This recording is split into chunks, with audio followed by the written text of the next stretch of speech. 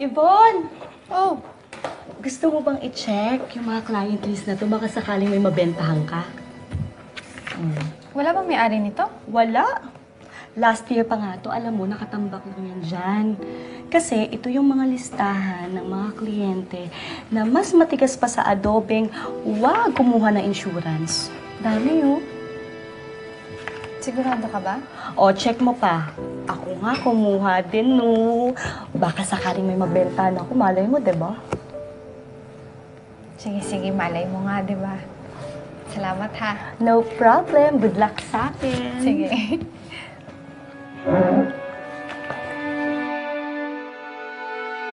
Mr. Rafael Austria, Miss Bianca Mendoza, at si Mr. Bonifacio Makatangay. Yan ang mga bagong clients ko ngayon. At ang foresight para sa buwan na to will cost around 60,000 in commission. Excuse me, Yvonne. Kliyente kong lahat ang mga pangalang nabanggit mo. Teka lang. Hindi lang palang 3 kliyente ko ang nagaw mo. Pati isang buong binder ng clients list ko, gusto mo na ring agawin. You client snatcher. Teka lang ho. Binigay sa akin ni Kate ang client list na yan. Ang sabi niya, yan daw yung mga listahan na hindi nabentahan noon.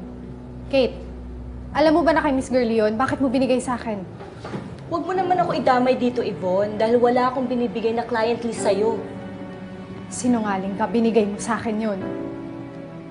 Sir Albert, this is unacceptable. I want my clients back. I want my commissions back. At gusto ko ring paimbestigahan ang lahat ng naibentang insurance policies ni Yvonne. At pag may nakitang inconsistencies, gusto kong mabawi ang lahat ng mga naging commissions niya. And finally, gusto kong masuspend si Yvonne for this unethical action. Alam niyo, pinagkakaisahan niyo ako eh. Nagsasabi ako ng totoo, binigay sa akin ni Kate yun at hindi ko alam na kay Miss Girlie yun. Mamamatay muna ako bago ako mang-agaw ng pag-aari ng iba. I'm so disappointed with you, Yvonne. Kaya naman pala ikaw ang naging top agent last month dahil sa pang-agaw mo ng kliyente. Malas mo lang, supervisor mo pang nagawan mo. Hindi ko pa lalagpasin to.